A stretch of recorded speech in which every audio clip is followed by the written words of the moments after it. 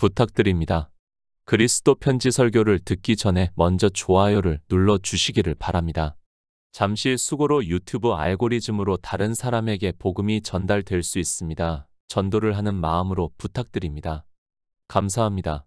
창세기 14장 17에서 20절입니다. 아브람이 그돌라오멜과 그와 함께한 왕들을 파하고 돌아올 때에 소돔 왕이 사회 골짜기 곧 왕국에 나와 그를 영접하였고 살렘 왕 멜기세덱이 떡과 포도주를 가지고 나왔으니 그는 지극히 높으신 하나님의 제사장이었더라. 그가 아브람에게 축복하여 가로되 천지의 주제시여 지극히 높으신 하나님이여 아브람에게 복을 주옵소서. 너희 대적을 내 손에 붙이신 지극히 높으신 하나님을 찬송할지로다 하매 아브람이 그 얻은 것에서 10분 1을 멜기세덱에게 주었더라. 성경입니다. 인생의 언어로 기록이 되어 있는 그것을 안다고 해서 마치 하나님의 말씀을 아는 것과 같이 생각을 하지 마시기 바랍니다. 주님께서 이 세상에 오셔서 우리가 성경을 어떻게 보아야 하는가를 말씀을 하고 있지만 인생들의 철학으로는 성경을 보는 것조차 안 된다는 것을 깨달아야 합니다. 주님께서 말씀합니다. 아버지여, 창세 전에 내가 아버지와 함께 가졌던 영화로서 지금도 아버지와 함께 나를 영화롭게 하셨다고 말씀을 하고 있습니다. 그러니까 창세 전에 가졌던 영화를 이 세상에 오셔서 아버지와 함께 나를 영화롭게 하셨다고 말씀을 하고 있고 그러므로 해서 우리가 성경을 보고 아버지의 이름을 알고 믿을 수 있다는 말씀입니다. 하나님을 믿습니다. 그리고 예수 그리스도를 믿는다고 하고 있습니다. 그러나 창조하신 일의 영광에서 보니까 영생은 곧 유일하신 참 하나님과 그의 보내신 자 예수 그리스도를 아는 것인데 인생들의 철학으로는 아무리 성경을 보아도 깨닫지를 못하니까 주님께서 이 세상에 오셔서 창세 전에 아버지와 함께 가졌던 영화를 나타내심으로 해서 우리 성령을 받은 성도가 유일하신 참 하나님을 믿을 수 있다는 말씀을 하고 있습니다. 어렵습니다. 이 시대 종교인들은 제가 무슨 말씀을 하는지 조차 모른다는 것을 잘 알고 있습니다. 그러나 우리는 성경에서 이 일을 깨달아야 그러니까 창세 전에 아버지와 함께 가졌던 영화를 알아야 영생을 얻을 수 있다는 말씀입니다. 그러나 인생들의 철학으로는 깨달을 수 없기 때문에 하나님께서 성령을 보내주신다는 말씀을 하고 있습니다. 성령입니다. 우리에게 성령을 보내주심으로 해서 영생은 곧 유일하신 참 하나님과 그의 보내신 자 예수 그리스도를 안다는 말씀을 하고 있습니다. 성령을 받지 못한 사람은 영생을 얻지 못한다는 것을 그리고 하나님께서 성령을 보내주신 성도는 아버지를 알아서 영생을 얻는다는 말씀을 하고 있습니다. 웃깁니까? 영생은 곧 유일하신 참 하나님과 그의 보내신 자 예수 그리스도를 안다는 말씀을 하고 있는데 이 말씀을 이 시대 종교 안에 있는 사람들이 다 알고 있어서 제가 하는 말씀이 마치 말장난을 하는 것과 같이 생각이 되고 있고 이 문자를 다 알고 있다고 주장을 하고 있습니까? 모릅니다. 주님께서는 창조하신 일의 영광에서 보니까 그러니까 창조를 다 이루시고 보니까 우리 인생들이 영생을 얻지 못한다는 것을 아시고 영생은 곧 유일하신 참 하나님과 그의 보내신 자 예수 그리스도를 아는 것이라고 말씀을 하고 있다는 것을 알아야 합니다. 다 안다는 말씀이 아니라 우리 인생이 그렇게 알지 못해서 영생을 얻지 못한다는 것을 말씀을 하고 있지만 인생들은 성경의 문자를 보고 자기 합리화를 시키고 있습니다. 주님입니다. 다 아는 말씀을 우리에게 하고 있다고 생각을 하지 마시기 바랍니다. 이 세상에 하나님을 그리고 예수 그리스도를 믿는다고 하는 사람들이 바다 모래같이 많다는 것을 아십니다.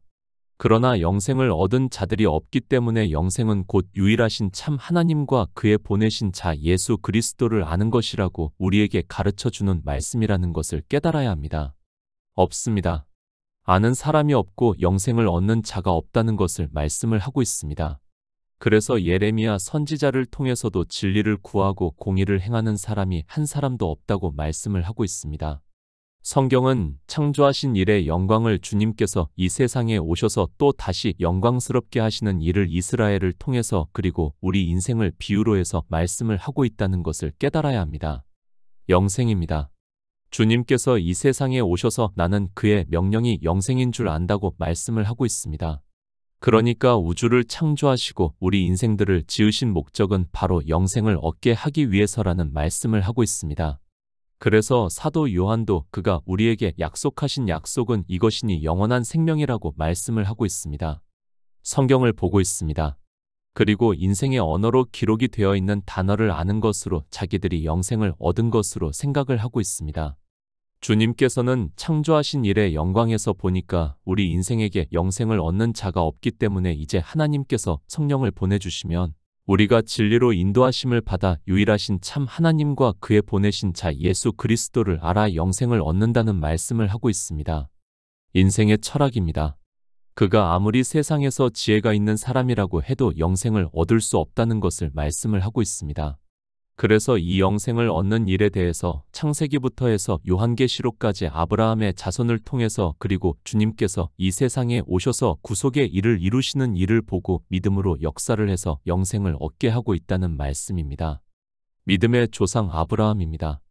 제가 굳이 말씀을 하지 않아도 다 알고 있습니다.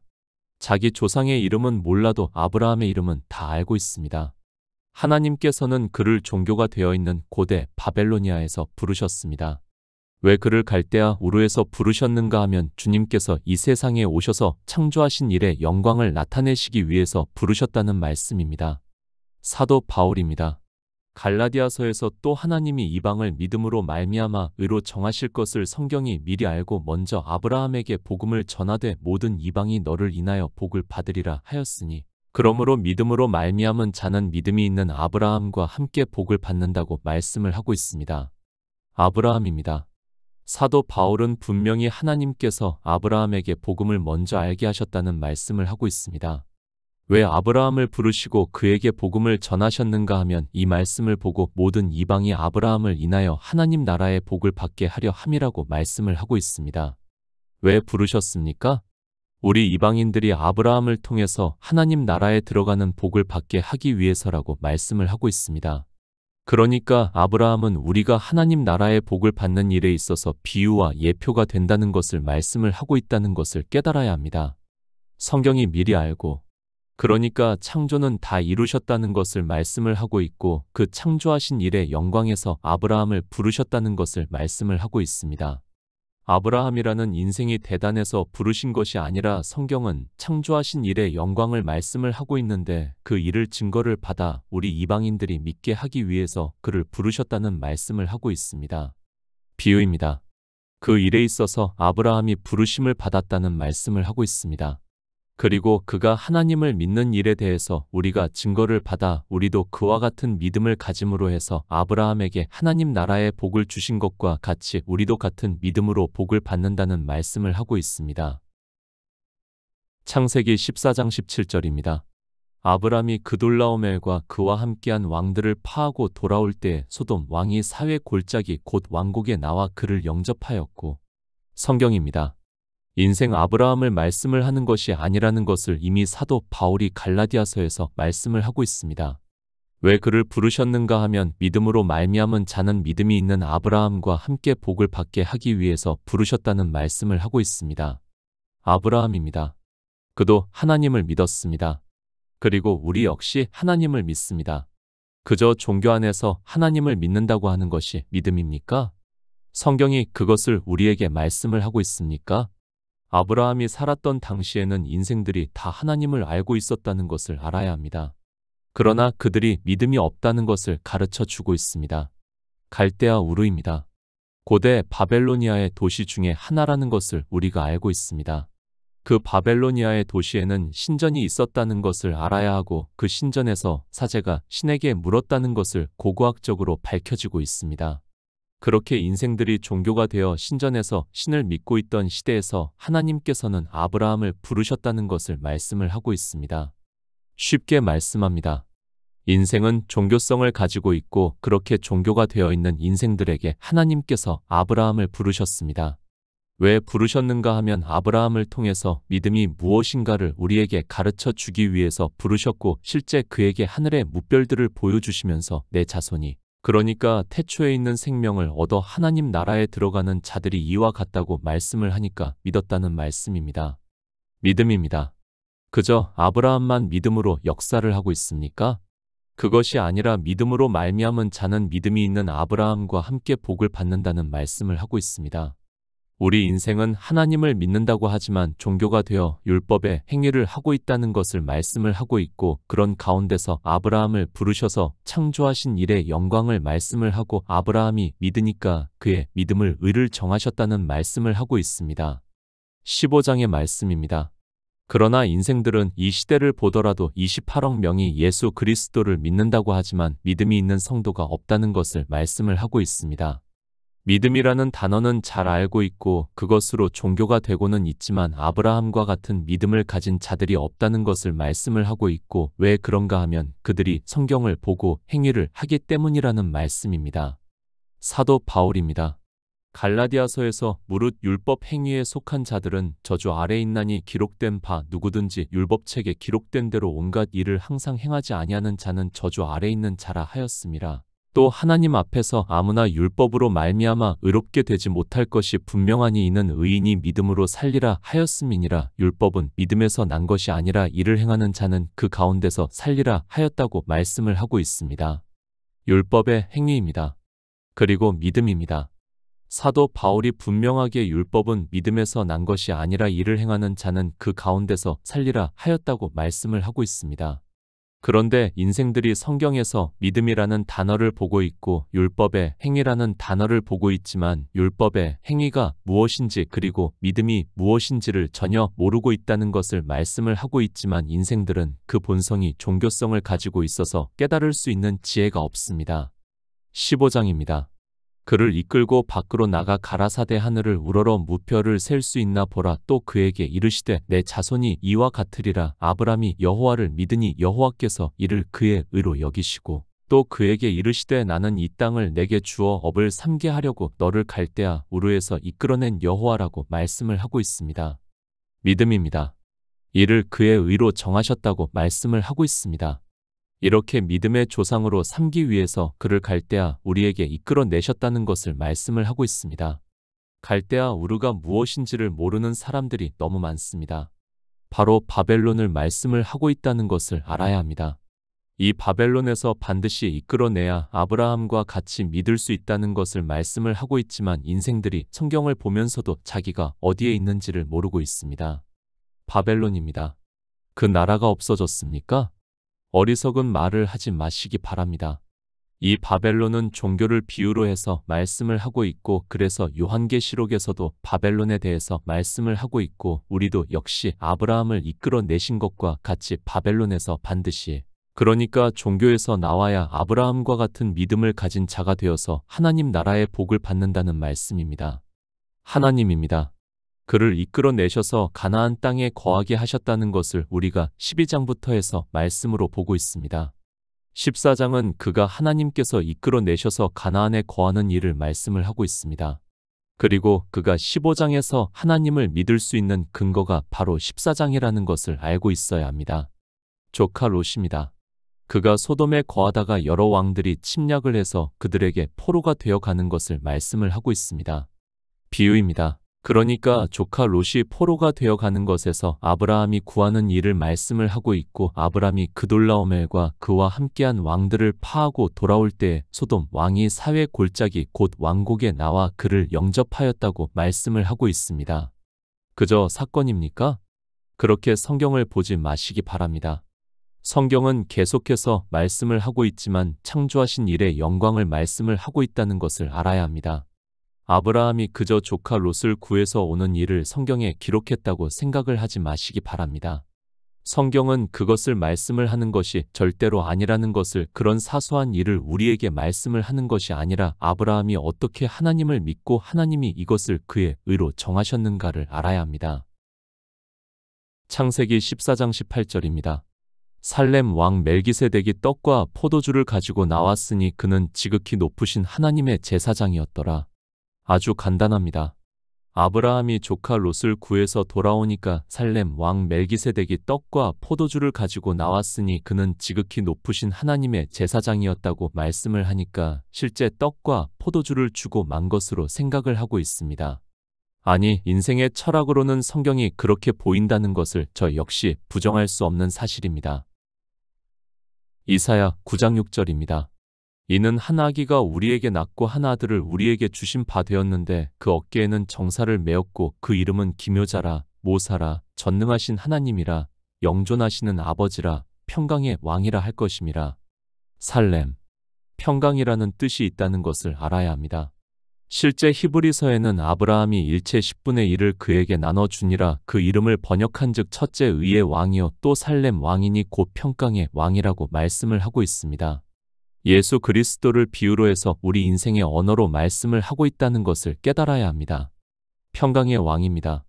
이사야 선지자가 이는 한 아기가 우리에게 낳고 한 아들을 우리에게 주신 바 되었는데 그 어깨에는 정사를 메었고 그 이름은 기묘자라 모사라 전능하신 하나님이라 영존하시는 아버지라 평강의 왕이라 할 것이라고 말씀을 하고 있습니다. 예수 그리스도입니다. 성경은 분명히 그분이 영존하시는 아버지라고 말씀을 하고 있습니다. 사도 요한은 독생하신 하나님이 나타내셨다고 말씀을 하고 있습니다. 성경은 이렇게 예수 그리스도에 대해서 여러 가지 인생의 언어로 비유로 해서 말씀을 하고 있습니다. 영존하시는 아버지입니다. 그러나 인생들은 예수 그리스도께서 영존하시는 아버지시라는 말씀을 성경에서 보고 있으면서도 그렇게 믿지를 않고 이방의 종교는 성자라는 성경에서도 말씀을 하지 않는 것을 자기들의 철학으로 이야기를 하고 있고 그런 그들이 삼위일체를 믿는다고 하면서 성경을 보고 있지만 성경이 풀리지가 않으니까 억지로 풀고 있습니다. 성경은 예수 그리스도께서 유일하신 참 하나님이심을 말씀을 하고 있다는 것을 알고 성경대로 믿어야 영생을 얻을 수 있습니다. 기초입니다. 저는 예수 그리스도를 이사야 선지자가 말씀을 한 그대로 이는 한 아기가 우리에게 낳고 한 아들을 우리에게 주신 바 되었는데 그 어깨에는 정사를 메었고 그 이름은 기묘자라 모사라 전능하신 하나님이라 영존하시는 아버지라 평강의 왕이심을 믿고 있습니다. 요한복음 6장 48절입니다. 내가 곧 생명의 떡이로라. 주님께서 이 세상에 오셨습니다. 그리고 보리 떡 5개로 5,000명을 먹이시는 표적을 나타내셨습니다. 그리고 다음날 이 떡을 먹기 위해서 찾아온 사람들에게 내가 생명의 떡이라고 말씀을 하고 있습니다. 그러자 그들이 주여 이 떡을 항상 우리에게 주소서라고 말을 하고 있습니다. 예수 그리스도입니다. 우리가 생명을 얻기 위해서는 그러니까 영원한 생명을 얻기 위해서는 반드시 이 떡을 먹어야 한다는 것을 말씀을 하고 있습니다. 자기가 하늘로서 내려온 떡이라 하심으로 유대인들이 예수께 대하여 수군거려 가로되 이는 요셉의 아들 예수가 아니냐 그 부모를 우리가 아는데 제가 지금 어찌하여 하늘로서 내려왔다 하느냐고 하면서 다 돌아갔다는 말씀을 하고 있습니다. 생명의 떡입니다. 이 떡을 먹어야 한다는 것을 주님께서 말씀을 하고 있습니다. 이 성경을 보고 이방의 종교인들이 자기들은 이 떡을 먹고 있다고 말을 하고 있습니다. 아마도 제가 이 시대 종교 안에 있는 사람들에게 생명의 떡을 먹으라고 하면 그들은 저에게 무슨 봉창 두드리는 말을 하느냐고 하면서 우리가 먹고 있으니까 너나 잘 먹으라고 할 것이 분명합니다. 성경입니다. 창조하신 일의 영광입니다. 우리 인생들이 이 떡을 먹지 않기 때문에 주님께서 이 세상에 오셔서 유대인들을 대표로 해서 내 살은 참된 양식이요 내 피는 참된 음료로다. 내 살을 먹고 내 피를 마시는 자는 내 안에 거하고 나도 그 안에 거하나니 살아계신 아버지께서 나를 보내심에 내가 아버지로 인하여 사는 것 같이 나를 먹는 그 사람도 나로 인하여 살리라고 말씀을 하고 있다는 것을 깨달아야 합니다. 떡입니다. 사도 바울이 우리에게 이러므로 우리가 명절을 지키되 묵은 누룩도 말고 괴악하고 악독한 누룩도 말고 오직 순전함과 진실함에 누룩 없는 떡으로 하자고 말씀을 하고 있습니다. 그러니까 율법을 단 한 가지도 지키지 말고 예수 그리스도를 믿으라고 말씀을 하고 있습니다. 이방의 종교입니다. 그들이 율법을 안 지키고 있습니까? 그들이 생명의 떡을 먹고 있습니까? 그들이 오직 순전함과 진실함에 누룩 없는 떡을 먹고 있습니까? 너희가 날과 달과 절기와 해를 삼가 지키니 내가 너희를 위하여 수고한 것이 헛될까 두려워한다고 말씀을 하고 있습니다. 괴악한 것입니다. 그리고 악독한 것입니다. 그것을 사도 바울이 너희가 날과 달과 절기와 해를 삼가 지키니 내가 너희를 위하여 수고한 것이 헛될까 두려워한다고 말씀을 하고 있습니다. 이 시대 종교에서 날을 그리고 절기를 해를 삼가 지키지 않는 사람이 있습니까? 지키기만 합니까? 그 날에 온갖 행위를 하고 있습니다. 오직 순전함과 진실함에 누룩 없는 떡을 먹는데 힘쓰는 것이 아니라 온갖 행위를 하면서도 그것이 무엇인지를 인생의 철학으로는 깨달을 수 없다는 것을 알아야 합니다. 그래서 믿음의 조상이라고 하는 아브라함에게 살렘 왕 멜기세덱이 떡과 포도주를 가지고 나왔다고 말씀을 하고 있지만 그것이 무엇인지를 모르고 있습니다. 생명의 떡입니다. 아브라함은 이 떡을 먹었다는 말씀을 하고 있습니다. 그저 가지고 나왔다고 말씀을 하니까 떡을 가지고 온 것으로 생각을 하지 마시기 바랍니다. 하나님께서는 아브라함에게 나타내셔서 그가 15장에서 믿을 수 있게 생명의 떡을 먹여주셨다는 것을 알아야 합니다. 누가 생명의 떡을 먹고 있습니까? 인생들은 종교성을 가지고 있다는 것을 알아야 합니다. 아브라함을 갈대아 우르에서 그러니까 종교에서 이끌어내시고 하나님께서는 생명의 떡을 주셨다고 말씀을 하고 있습니다. 성경에서는 간단하게 말씀을 하고 있지만 아브라함은 주님께서 이 세상에 오셔서 유대인들에게 말씀을 하신 것과 같이 생명의 떡을 먹었다는 것을 말씀을 하고 있습니다. 아가 7장 9절입니다. 내 입은 좋은 포도주 같을 것이니라. 이 포도주는 나의 사랑하는 자를 위하여 미끄럽게 흘러내려서 자는 자의 입으로 움직이게 하느니라. 포도주입니다. 두 가지 의미가 있다는 것을 성경에서 비유로 해서 말씀을 하고 있습니다. 율법을 지키는 일을 비유로 해서 포도주를 말씀을 하고 있고 그래서 바벨론을 말씀을 하면서 그 음행의 진노의 포도주를 인하여 만국이 무너졌으며 또 땅의 왕들이 그로 더불어 음행하였으며 땅의 상고들도 그 사치의 세력을 인하여 치부하였다고 말씀을 하고 있습니다. 멜기세덱입니다. 예수 그리스도를 비유로 해서 말씀을 하고 있습니다. 주님께서 아브라함에게 주신 포도주는 율법을 완전케 하신 일을 말씀을 하고 있습니다. 그러니까 스데반 집사는 율법을 생명의 도라고 말씀을 하고 있고 주님께서 완전케 하심으로 해서 우리가 생명을 얻는 일을 말씀을 하고 있습니다. 떡과 포도주입니다. 성경은 영생을 얻는 일을 비유로 해서 말씀을 하고 있습니다. 멜기세덱이 믿음이 조상이라고 하는 아브라함에게 떡과 포도주를 가지고 나왔다는 말씀은 아브라함에게 영생을 얻게 하셨다는 말씀이고 이제 15장에서 아브라함의 믿음을 그의 의로 정하셨다고 말씀을 하고 있습니다. 그것이 아브라함만을 위한 것이 아니라 우리도 역시 믿음으로 의롭다 하심을 얻는다는 말씀입니다. 창세기 14장 19절입니다. 그가 아브람에게 축복하여 가로되 천지의 주제시여 지극히 높으신 하나님이여 아브람에게 복을 주옵소서. 히브리서입니다. 예수 그리스도께서 이 세상에 오셔서 창조하신 일의 영광을 이루시는 일을 우리가 이 소망이 있는 것은 영혼의 닭 같아서 튼튼하고 견고하여 휘장 안에 들어가나니 그리로 앞서 가신 예수께서 멜기세덱의 반차를 조차 영원히 대제사장이 되어 우리를 위하여 들어가셨다고 말씀을 하고 있습니다. 예수 그리스도입니다. 멜기세덱의 반차를 조차 영원히 대제사장이 되어 우리를 위하여 들어가심으로 해서 우리 역시 믿음으로 태초에 있는 생명을 얻은 자 되었고 그 생명으로 부활을 해서 하나님 나라에 들어가는 창조하신 일의 영광을 말씀을 하고 있습니다. 그러나 성경에서 말씀을 하는 창조하신 일의 영광을 모르니까 인생들은 자기 철학으로 이야기를 하고 있습니다. 우리를 위해서입니다. 주님께서 부활하셔서 하나님 나라에 들어가신 일은 다 우리를 위해서입니다. 만약에 주님께서 이 세상에 오셔서 부활을 하시고 하나님 나라에 들어가시지 않았다면 생명을 얻어 하나님 나라에 들어가는 일은 없다는 것을 말씀을 하고 있습니다. 복입니다. 사도 바울이 에베소서에서 찬송하리로다 하나님 곧 우리 주 예수 그리스도의 아버지께서 그리스도 안에서 하늘에 속한 모든 신령한 복으로 우리에게 복 주시되 곧 창세 전에 그리스도 안에서 우리를 택하사 우리로 사랑 안에서 그 앞에 거룩하고 흠이 없게 하시려고 그 기쁘신 뜻대로 우리를 예정하사 예수 그리스도로 말미암아 자기의 아들들이 되게 하셨다고 창세 전에 있는 일을 우리가 알아들을 수 있는 언어로 말씀을 하고 있습니다. 아브라함에게 복 주십니다. 이 세상의 복을 생각하지 마사기 바랍니다. 하나님이 우리에게 주시는 것은 오직 영원한 생명이라고 말씀을 하고 있습니다. 그러나 인생들은 바알의 사상에 빠져 이 세상에서 복을 받으려고 하고 있고 그런 그들이 발람과 같이 불의의 삭슬 구하고 있습니다. 우리 인생입니다. 헛것 같고 지나가는 그림자 같다고 말씀을 하고 있습니다. 그리고 이 창조된 세상의 것은 하나님 나라에 들어갈 수 없다는 것을 말씀을 하고 있습니다. 그러나 인생들은 창조하신 일의 영광을 모르니까 사라지고 많은 것을 구하면서 영생을 얻지 못하고 있습니다. 창세기 14장 20절입니다. 너희 대적을 내 손에 붙이신 지극히 높으신 하나님을 찬송할지로다 하매 아브라함이 그 얻은 것에서 10분 1을 멜기세덱에게 주었더라. 아브라함의 대적입니다. 비유라는 것을 알아야 합니다.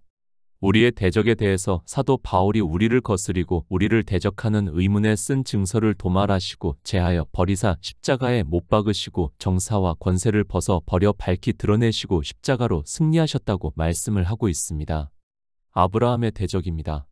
그는 믿음의 조상이고 대적은 율법의 행위라는 것을 알아야 합니다.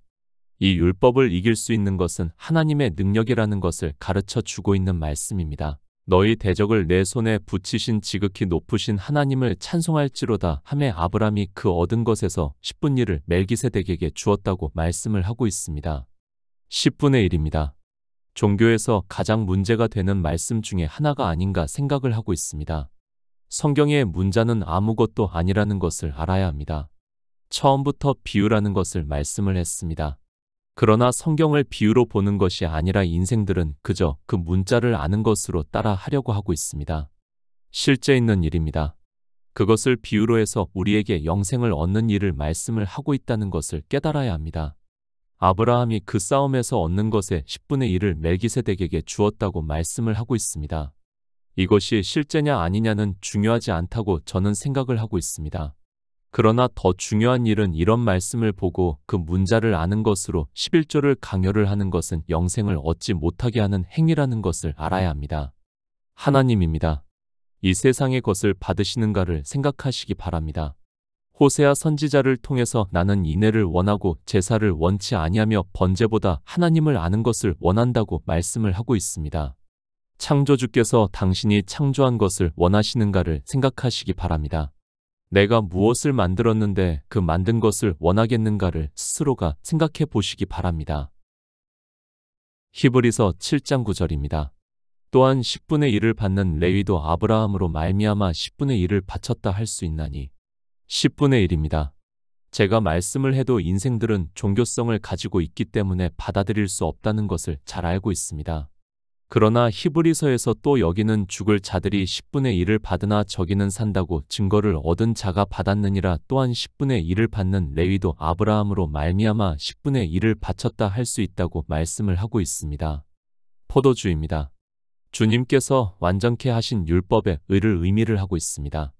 그러니까 아브라함이 10분의 1을 멜기세덱에게 준 것은 이미 주님께서 완전케 하신 율법의 의를 믿었다는 의미에서 주었다는 말씀을 하고 있습니다. 이렇게 믿는 이를 또 여기는 죽을 자들이 10분의 1을 받으나 저기는 산다고 증거를 얻은 자가 받았다고 말씀을 하고 있습니다. 실제 일입니다. 그러나 그것은 비유라는 것을 말씀을 하고 있습니다. 아브라함은 주님께서 완전케 하신 율법을 보고 드렸다는 것을 말씀을 하고 있고 그래서 또한 10분의 1을 받는 레위도 아브라함으로 말미암아 10분의 1을 바쳤다 할 수 있다고 율법에 따르는 레위는 10분의 1을 받아서는 안 된다는 말씀을 하고 있습니다. 11조입니다.